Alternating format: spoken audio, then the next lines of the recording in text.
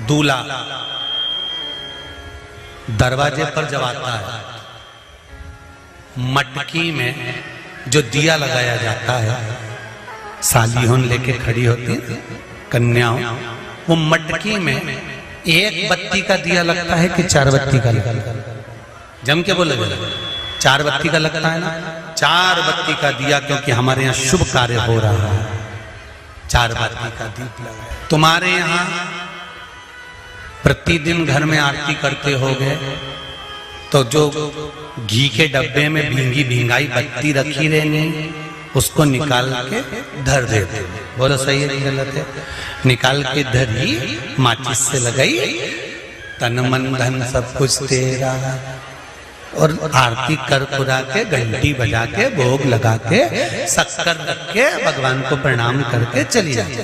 अब तुम्हारे यहाँ सत्यनारायण भगवान की तुमने कथा करवाई, तो जो घी की बत्ती लगी वो तो लगी, उसके अलावा एक दिए में कपूर अलग से लगाया। मतलब कितनी बाती हो गई? एक घी की हो गई, एक कपूर की आरती हो गई। जजमान लोग यहाँ आरती करते हैं, उसके बाद में कपूर को फिर जला देते हैं। उसका कारण क्या? अधिकता में फल प्राप्त करना, अधिकता में फल देना।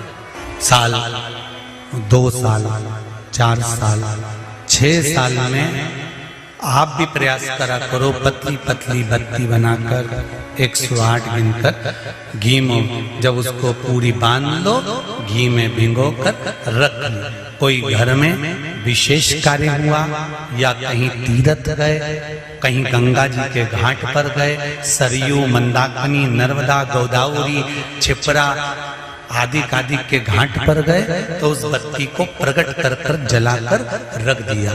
क्या होता है उससे? माता सती ने कौन सा पुण्य करा था? जो शंकर भगवान के कंधे पर शव पड़ा हुआ था और शंकर नाच रहे थे, वो सती का पुण्य था कि वो कभी एक सामग्री से शिव को प्रसन्न नहीं करती थी, बहुता में देकर शंकर को रिझाती थी। इसलिए शिव ने उसको अखंडता प्रदान की। शंकर भगवान ने अखंडता दी है उसको, अखंडता। वल्ली देवी ने एक कलश, देवसेना ने एक कलश, भाग विभाजित हो गए थे, भाग विभाजित, आधा भाग भगवान को चाहिए ही पूर्णता। फिर निवेदन करेंगे। अब एक प्रश्न और खड़ा हो जाता है, ध्यान दीजिएगा जरा, कि गुरुजी तो कथा में कहते हैं कि एक बेलपत्र भी चढ़ा दी तो भगवान शंकर ने स्वीकार करी। सियोर वाले गुरुजी कहते हैं एक चावल का दाना भी चढ़ाया तो भगवान शंकर ने स्वीकार करा। का क्या भाव है? इसका क्या भाव, तक क्या महत्व, तो वो भी समझ लेना जरा अच्छे से, बहुत ध्यान से समझना जरा। बाती शंकर जी के मंदिर के बाहर लगाई है। कहाँ लगाई है? मंदिर के। कपड़े दान करे मंदिर के। पंडित जी जब मंत्र बोलते हैं तो कहते हैं एक बेलपत्रम, एक बेलपत्र मात्र, एक चावल का दाना। सियोर वाला महाराज भी कहता है कि एक चावल का दाना शंकर भगवान को समर्पित कर दो, एक बेलपत्र समर्पित कर दो, एक लोटा जल समर्पित कर दो, एक फूल की मात्र एक पंखड़ी भी चलाई तो भगवान शंकर इसको स्वीकार करेंगे। इसका महत्व क्या है? तो लिंग पुराण में लिखा है, जब शंकर भगवान पर, शिवलिंग पर कोई एक वस्तु भी समर्पित होती है तो वहां शंकर जी का नाम बदल जाता है और शिव जी का नाम लक्षेश्वर महादेव हो जाता है। कौन से महादेव हो जाते हैं? लक्षेश्वर। शंकर भगवान को जब एक चावल का दाना, एक वस्तु, एक सामग्री शिव को समर्पित करी जाती है, वहां शंकर लक्षेश्वर महादेव हो जाते हैं। लक्षेश्वर का मतलब क्या होता है कि एक बेलपत्र समर्पित करी तो शंकर भगवान ने उस बेलपत्र को 1,00,000 बार स्वीकार कर लिया। एक चावल के दाने को 1,00,000 बार स्वीकार कर लिया। शंकर भगवान लक्षेश्वर महादेव बन गए। लाखों की संख्या में शंकर भगवान के स्वरूप वहां पर प्रकट। आप में से कितने लोग हैं जो क्षिप्रा नहाए थे? आप में से कितने लोग हैं जो नर्मदा नहाए? आप में से कितने लोग हैं जो गंगा नहाए? आप में से कितने लोग हैं सरयू नहाए? कहीं ना कहीं किसी पवित्र नदी में आप लोगों ने स्नान जरूर करा होगा। बोलो करा कि नहीं करा? जितने लोग कथा सुन रहे हैं उनने भी करा होगा, जितने फेसबुक पर सुन रहे हैं उनने भी करा होगा। किसी ना किसी पवित्र नदी में आपने, हमने, सबने स्नान करा होगा। अब स्नान तो हम कर लिए, उस गंगा नदी में हम नहाए, तो गंगा नदी में हमने स्नान करा और स्नान कर कर बाहर निकले तो हमको 1.25 लाख बार स्नान का पुण्य मिल जाए। उसके लिए क्या करना पड़े? एक डुबकी लगाए हो महाराज और कह रहे हो कि 1.25 लाख डुबकी का फल चाहिए, तो क्या करोगे?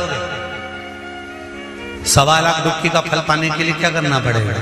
केवल एक काम, जिस पवित्र नदी का स्नान कर रहे हो उस पवित्र नदी की बालू का, बालू मतलब रेत का, बालू का शिवलिंग का निर्माण करना, उसका पूजन करना, पूजन कर कर जो बत्ती जोड़कर 108 बत्ती बनाई है, पूजन कर कर एक दिए में वो बत्ती, उस जो बालू का शिवलिंग बनाया है, पार्थिव शिवलिंग का निर्माण करा है, जो तुमने किसी गंगा, सरयू, नर्मदा, क्षिप्रा, मंदाकिनी, नर्मदा आदि पवित्र नदियों के तट पर स्नान करते समय तुमने जो शिवलिंग बनाकर पूजन करा है, उसके सामने वो बाती को जला देना, उसी से आरती उतार लेना, वो बाती वहां लगाकर छोड़ देना और छोड़ने के बाद उस शिवलिंग का फिर विसर्जन कर देना। विसर्जन कर कर उसी जल को अपने ऊपर छींट लेना। 1.25 लाख डुबकी का फल एक ही क्षण में प्राप्त होता है। इसको लक्षेश्वर महादेव कहते हैं, इसको लक्षेश्वर महादेव कहते हैं। महाराज कितना फल है? एक चावल का दाना समर्पित करने का कितना फल है? एक बेलपत्र समर्पित करने का कितना फल है? एक पुष्प की एक पंखड़ी समर्पित करने का कितना फल? और समझ लो, ब्राह्मण को हम दक्षिणा देते हैं, भांजा भांजी को हम भेंट देते हैं, बहन बेटी को हम कुछ रुपए देते हैं, जिस लिफाफे में रुपए को रख कर दिया जाता है उसमें एक का सिक्का पहले से लगा होता है। बोलो सही है कि गलत है? क्यों? समता में नहीं बढ़ाकर दिया गया, बहुत अधिक कर कर दिया गया। हमने अगर अधिक कर कर दिया है तो उसका फल भी हमको अधिकता में प्राप्त। अधिक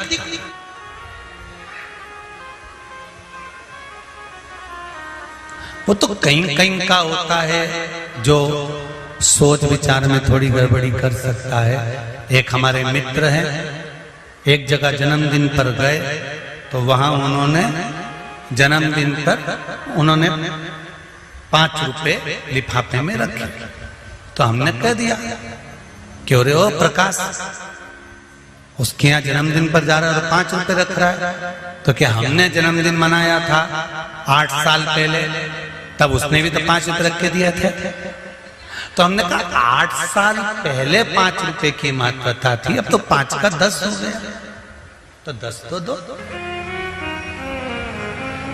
हमारे यहाँ पहला सा नियम था, बहन बेटी जितनी बार आती थी ना, जितनी बार आती थी, घर की बहुएं उसकी झोली में थोड़ा सा चावल, दाल, जो भी घर में होता था वो डालती थी। भले वो लेकर नहीं जाती थी, इतना सा दाना पल्लू में बांधा और लेकर चली गई, भले वो वहीं छोड़ गई, पर उसकी झोली कभी खाली कर नहीं भेजते। आप में भी जितने लोग बैठे, ऐसा नियम पहले था। अब आज का जमाना तो बड़ा विचित्र हो गया कि बहन बेटी से आस लगाकर बैठते हैं। जैसे ही आई तो पहले सोचते हैं राखी पे कितने भतीजों के कपड़े लेके आई है, कितने भाई के कपड़े लेकर आई है। अब तो आस लगाकर बैठते हैं कि ये लाई होगी। और भाई और भाभी को बहन से आस नहीं लगाना चाहिए, भाई और भाभी को तो बहन लेकर आए चाहे ना आए, फर्ज हमारा है कि हमारे दरवाजे से हमारी बहन बेटी खाली ना जाए, तो हमारा दरवाजा भी कभी खाली नहीं। कितना अंतर है, कितना। सनातन धर्म में जन्मदिन पर केक काटा जाता है क्या? अरे बोलो जम के नहीं। सनातन धर्म में जन्मदिन पर केक नहीं काटा जाता। सनातन धर्म और ये आज के जो ये पाश्चात्य पद्धति चल रही है कि पहले काटो फिर बांटो, ये काटो और बांटो, ये सनातन धर्म की पहचान नहीं है।